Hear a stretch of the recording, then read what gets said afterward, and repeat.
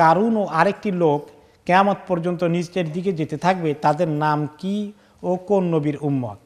কারুনের কথা তো জানা আছে, মুসা আলাইহিস সালামের সময়ে তার আবির্ভাব হয়েছিল এবং সে ছিল অনেক ধনী। এত ধনী ছিল, তার সম্পদের যেখানে জমা রাখত গোডাউনের মধ্যে, স্টোরের মধ্যে, কোষাগারের মধ্যে, এই সম্পদের চাবিগুলো বহন করতে হতো 70টা উটের বোঝা। চাবি হচ্ছে 70 উটের বোঝা, খুব সম্পদ।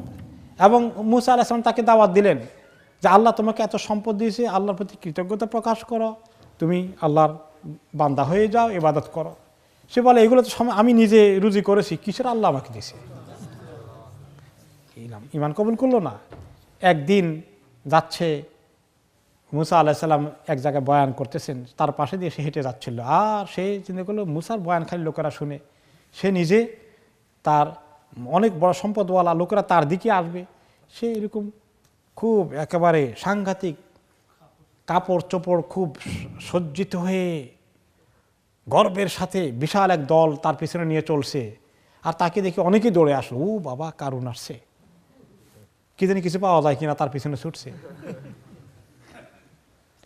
তারপরে সে বললো যে মুসা তোমার কাছে কিছুই পাবে না, তোমার কাছে দেখবে লোক থাকবে না, আমার কাছে চলে আসতেছে। এবার বহু কষ্ট দিয়েছে। পরে তার এই বেয়াদবির কারণে মুসা আলাইহিস সালাম বদদোয়া করেছেন।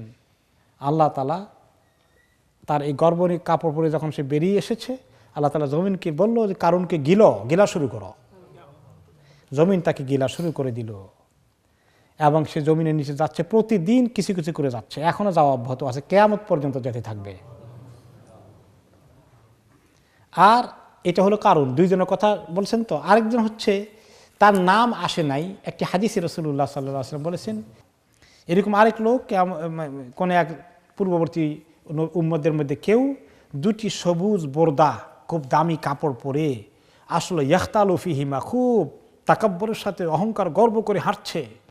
দামি কাপড় পরলে একটু গর্ব অহংকার চলে আসে কিনা, আল্লাহ মাফ করুন, বেশি দামি হয়ে গেলে একটু বোধহয় চলে আসতে পারে।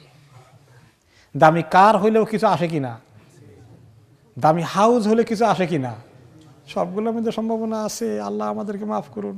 এই জন্য একটু ছোট থাকাই ভালো বোধ হয়। তো আল্লাহ তাআলা জমিনকে যখন সে এরকম করে গর্বের সঙ্গে হাঁটছে, জমিনকে আল্লাহ হুকুম দিলেন এই তাকে ধরো। ফাআখাযাতহু, জমিন তাকে ধরলো গ্রাস করার জন্য। ফাইন্নাহু লা ইয়াতাজালজালু ফিহা ইলা ইয়াউমিল কিয়ামা, এখন পর্যন্ত কিয়ামতের আগ পর্যন্ত জমিনের নিচে তার চলে যাওয়ার কাজ অব্যাহত আছে। এই নামটা এভাবে কোরআন শরীফে আসেনি।